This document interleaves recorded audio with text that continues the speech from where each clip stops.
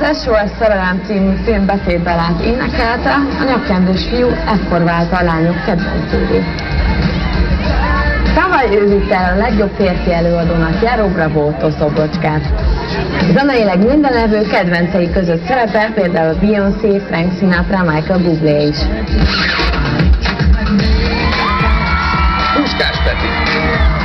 Gimnázium évei alatt babysitterkedett, szuvenírboltban is dolgozott és könyveket árult egy moziban. Az Állítsuk meg a világot című dalszövege Peti egyik kedvence, de nem csak azért, mert ő írta.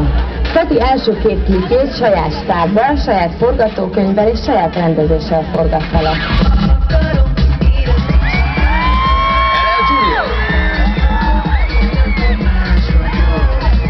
Junior 7 évesen szerepelt először színpadon, azóta le sem lehet szedni onnan.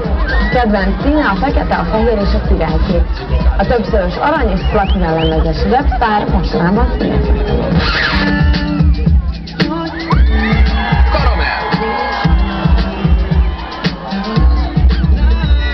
Molnár Ferenc Karamell 8 éves kora óta írt dalokat. A suliban az órák alatt gyakran dudolászott, ezért sokszor kiküldték az órákról. Azt a hírest kaptam, hogy Karamell mostanában könyvet ír, sőt nem sokára egy musical kapcsán is hallhatunk majd róla. Balcsó Tamás!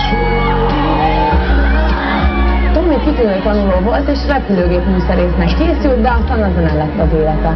2005-ben megnyerte a Bravo-tól év felfedezetje díját, 2006-ban pedig már ő lett az év férfi előadója. Tavaly súlyos autóba esett szenvedett, de most már teljesen jól van.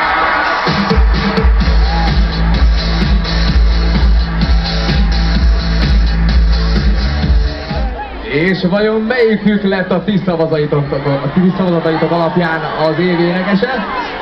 Tehát az év énekese 2009-ben, aki a Bravo-tól díjat kapja. Dani már előre kigondolta szerintem. Tudtam. Ennyi. Márk!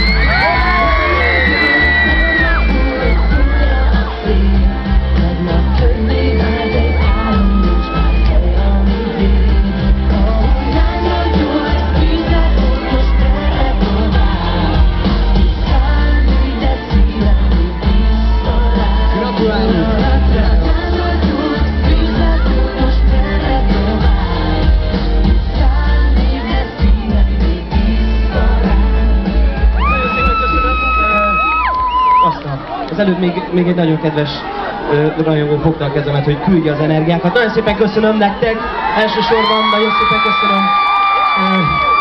Nagyon sokat jelent számomra ez a díj. Jó, nehéz, főleg van benne anyag. Nagyon szépen köszönöm Szabó Zének, az Emton Warner kiadónak, Jós Pistinek, a Bravónak egy nagy tapsot, gyerünk, hadd halljuk! A Bravónak, a Kultívőnek egyaránt. Nagyon szépen köszönöm, nagyon sok mindenkinek még meg tudnám köszönni. Nagyon szépen köszönöm, sziasztok! Mi is köszönjük. Hát gratulálunk! Nem csodálom, hogy zavar volt, hiszen azért nem kis teljesítmény az év énekese, te lettél, de természetesen